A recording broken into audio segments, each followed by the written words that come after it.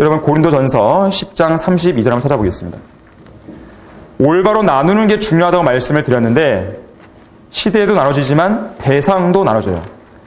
여러분들이 오늘 이제 배울 내용 중에서 바로 이 대상을 나눈다는 것, 이것이 큰 비중을 차지하고 있습니다.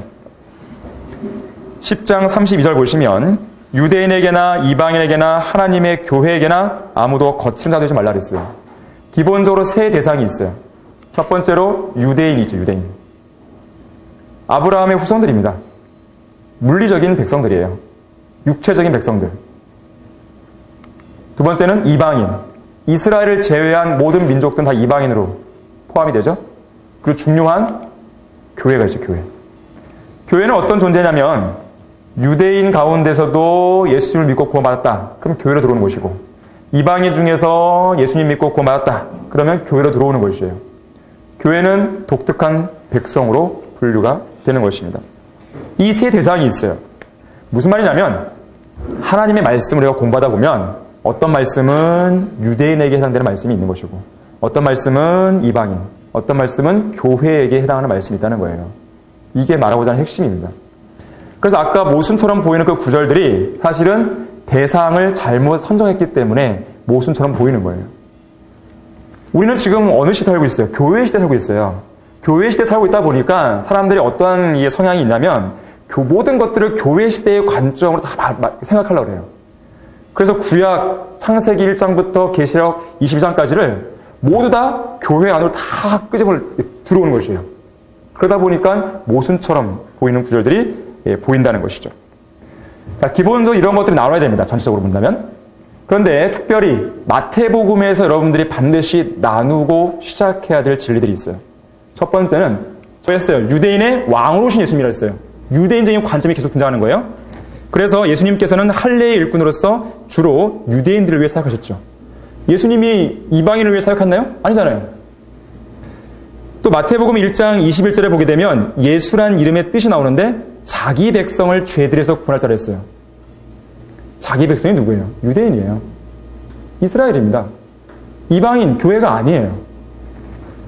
또한 12명의 제자들을 불러서요, 왕국 복음을 전파하라고 했을 때도요, 이스라엘 집에 잃어버린 양에게로만 가랬어요.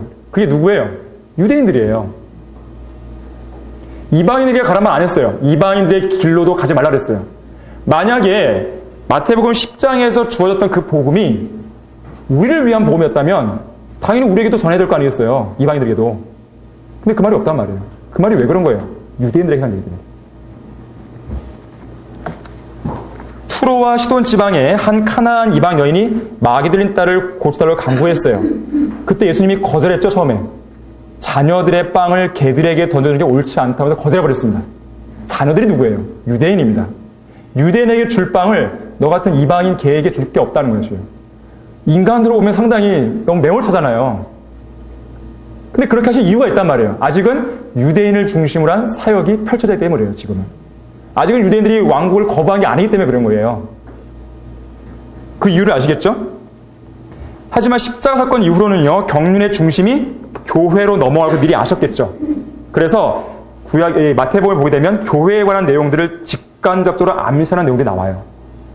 그 몇 가지 좀 놔뒀는데요.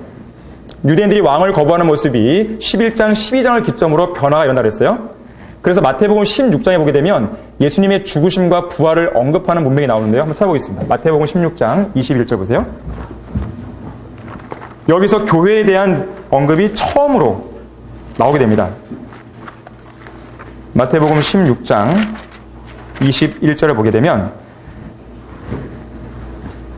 그때로부터 예수께서 자기가 예루살렘에 가야 될 것과 장로들과 선임 제장들과 서기관들로부터 많은 고난을 받아야 될 것과 죽임을 당할 것과 셋째 날에 다시 일으켜질 것을 제자들에게 알려주기 시작하더라. 자, 교회가 등장하려면 예수님이 죽으셔야 되죠. 그렇죠? 예. 그래서 교회에 관한 언급이 어디 나오냐면 거기 앞에 보세요. 16장 18절 보시면 나도 너에게 말하노니 너는 베드로라. 그리고 이 반석 위에 내가 나의 교회를 세우리니 지옥의 문들이 그것을 이기지 못하리라. 교회에 대한 언급이 나와요. 이 교회에 대한 언급이 예수님의 죽음과 연동해서 등장하고 있다는 것이죠.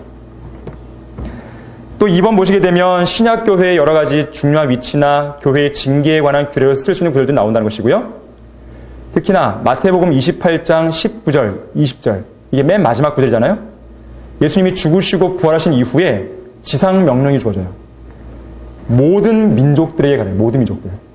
아까 마태복음 10장에서는 어떻게 했어요? 이스라엘 집에 잃어버린 양에게로만 가랬어요. 근데 갑자기 관점이 바뀌어버렸어요. 왜 그럴까요? 십자가에서 죽으셨기 때문에. 변화를 좀 감지하실 수 있겠어요? 중심이 바뀌고 있죠. 유대인에서 이방인으로.